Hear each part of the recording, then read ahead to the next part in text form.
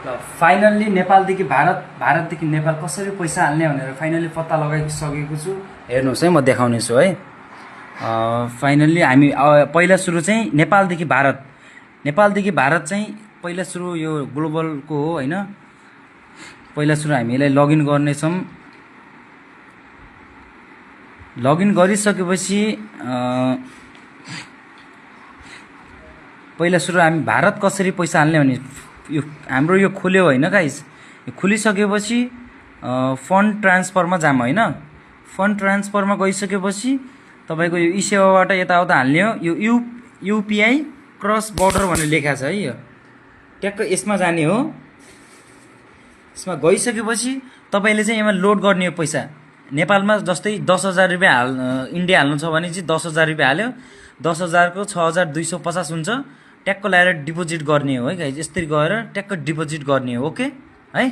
अब हामी इन्डियादेखि नेपाल कसरी पैसा हाल्ने भनेर हेर्छौँ है। अब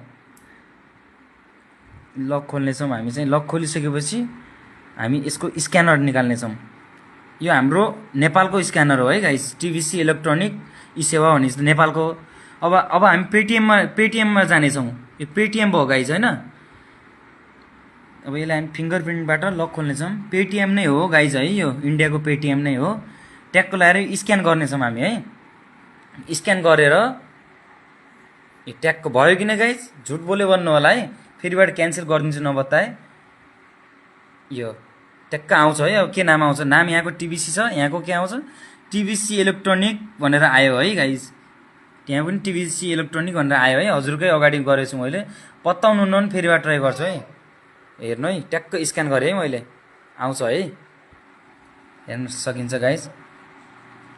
अब यो टाइम लाग्छ होला तर आउँछ है नाम चाहिँ है। यो ट्याक्क नाम आयो। अब हामी 1 रुपियाँ हाल्ने। 1 रुपियाँ हालेपछि त्यहाँ 60 पैसा जाँदो रहेछ है। 63 पैसा जाने रहेछ है गाइज। 1 रुपियाँको 63 पैसा आउँदो रहेछ। म यो हाल्छु है। ट्याक्क लाएर पेमा जाउँ। ओहो न, 1 रुपियाँ जान्न भन्यो है। अलिक धेरै ट्राई गरौँ न। 10 रुपियाँ ट्राई गरौँ न त। 10 रुपियाँ हालेपछि 6 रुपियाँ जाँदो रहेछ है गाइज। यो इन्डियन ब्याङ्क एकाउन्ट हो यो चाहिँ। ट्याक्क लाएर यो जान्छ किन है गाइज।